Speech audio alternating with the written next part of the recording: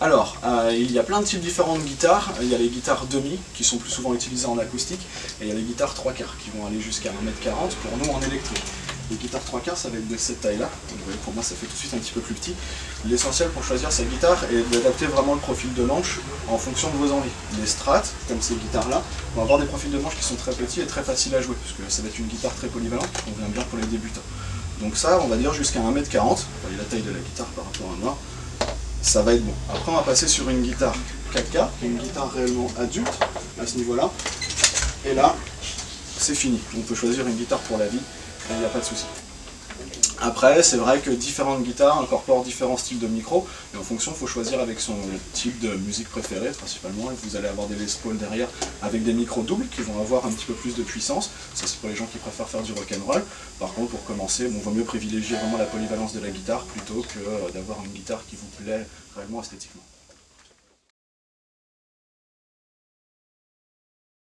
Pour commencer la guitare, il faut bien sûr un câble jack.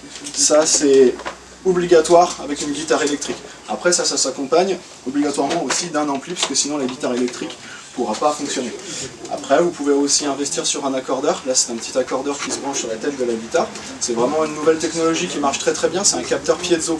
Donc même si on a des bruits aux alentours, l'accordeur fonctionnera toujours très bien. Après il y a différents types, on peut l'avoir soit en pédale, en forme de bloc, ou alors aussi en forme de bloc à brancher directement avec la guitare, ou en capteur micro pour une guitare acoustique. Après, libre à vous de choisir ce que vous voulez. Si vous voulez jouer debout, vous pouvez acheter une sangle, ce qui vous permettra vraiment d'avoir un bon équilibre de la guitare quand vous serez sur scène. Un pupitre aussi, pour vraiment lire les partitions, ça c'est obligatoire. Et les médiators, ça c'est la petite chose, c'est le petit grattoir en plastique qu'on utilise avec la guitare qui vous permet d'avoir un son un petit peu plus aigu. Donc c'est ce genre de choses là. Donc vous le tenez toujours dans la main, comme ça, et vous allez gratter vos cordes, tout simplement. Après, en guitare électrique, tout est possible. Vous pouvez acheter une tonne de pédales. Certaines sont déjà comprises dans les amplis qui sont comme ça, mais libre à vous de choisir le son que vous voulez.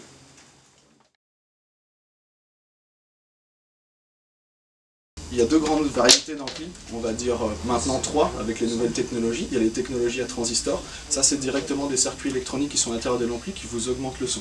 Donc ça va être à peu près ce genre de choses là, ou ce genre de choses là pour les amplis basses. Ça c'est un petit peu plus hybride, j'y reviendrai après. La première grande famille qui a vraiment été créée en premier, c'est les amplis à lampe. Donc c'est ce genre de choses là. À l'intérieur vous avez comme des petites ampoules à la maison, comme les luminaires, et en fait ça va vous permettre d'augmenter la tension électrique en haute tension, ce qui vous donnera un son de très belle saturation. Donc ça c'est des amplis qui sont assez onéreux, on va dire ça, qui sont réservés à une clientèle quand même exigeante, vraiment au niveau du son, parce que chaque ampli va sonner différemment en fonction du type de haut-parleur, justement en fonction du type de lampe. Donc là, bien choisir son ampli, c'est bien l'essayer. Deuxième famille, donc il va y avoir les amplis à transistor et à modélisation. La modélisation, en fait, c'est on modélise un certain type d'ampli que l'on adore, c'est-à-dire les Marshall, les Vox ou les Fender, et on en fait une modélisation à l'intérieur d'un petit ampli où en bougeant simplement le bouton on récupère ces sons-là. Ces amplis sont super pour débuter parce que c'est une gamme de prix qui va aux alentours des 100, 200 €, voire un petit peu plus, mais qui incorpore toutes les pédales d'effet.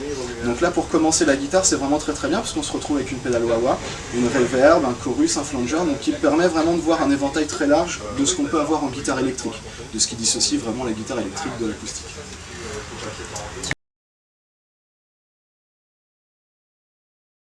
Je pense qu'il vous est arrivé au moins une fois de casser une corde.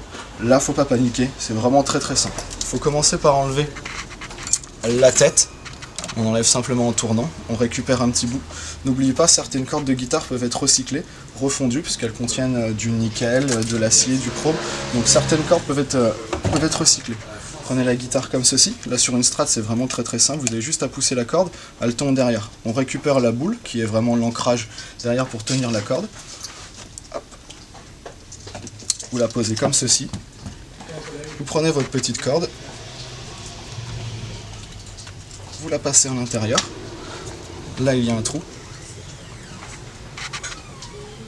hop, passe à l'intérieur du trou. Et normalement derrière, on va venir récupérer la tête de la corde. Vous allez jusqu'à la butée. Une fois qu'on arrive à la butée, on ne peut pas aller plus loin. Sur une strato, il faut faire attention, il faut passer en dessous le petit blocage de corde parce que sinon on n'aura pas un maintien assez bon de la corde.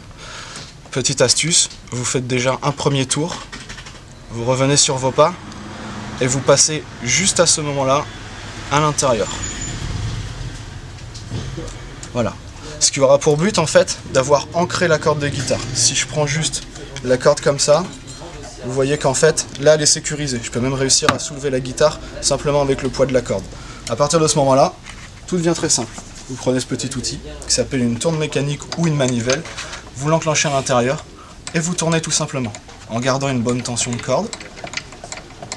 Vous l'enroulez bien. L'essentiel étant de ne pas faire 50 tours de corde non plus à l'extrémité.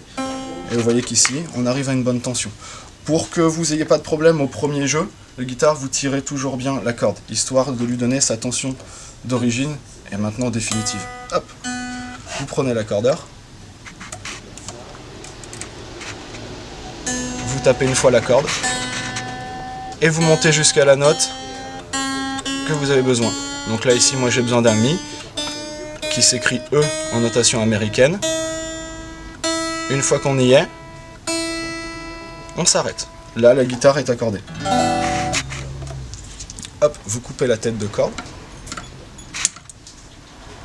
Vous pouvez retirer aussi une deuxième fois dessus, histoire d'avoir la bonne tension.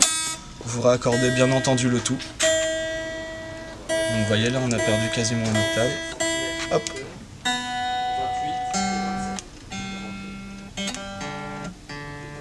On raccorde toutes les cordes ensemble. Et voilà, là la guitare est parfaite. Vous avez différents produits pour pouvoir nettoyer la guitare. Principalement une huile de citron qui vous permet vraiment de nettoyer le manche de la guitare. Attention, pas sur ces manches là parce que sinon l'huile de citron va être corrosive et va un petit peu limer la touche maple directement de la guitare. Ça s'utilise sur les touches rosewood, c'est-à-dire ces touches là, les touches qui sont très brunes. Ça aura pour but de nettoyer les petites poussières de doigts et les bouts de doigts qui tombent dessus et aussi tous les dépôts de cordes et ainsi de suite. Donc bien à passer une fois que les cordes sont enlevées, on enlève l'excédent avec un chiffon doux. Certains vernis nécessitent l'utilisation de différents produits. Alors là, ça c'est un produit Gibson qui s'utilise uniquement sur les vernis nitrocellulose. Donc les vernis nitrocellulose, on les retrouve sur certaines grosses guitares. Vu que c'est des vernis qui sont assez durs à fabriquer, on va les retrouver que sur les modèles excédant, on va dire 1000 ou 1100 €.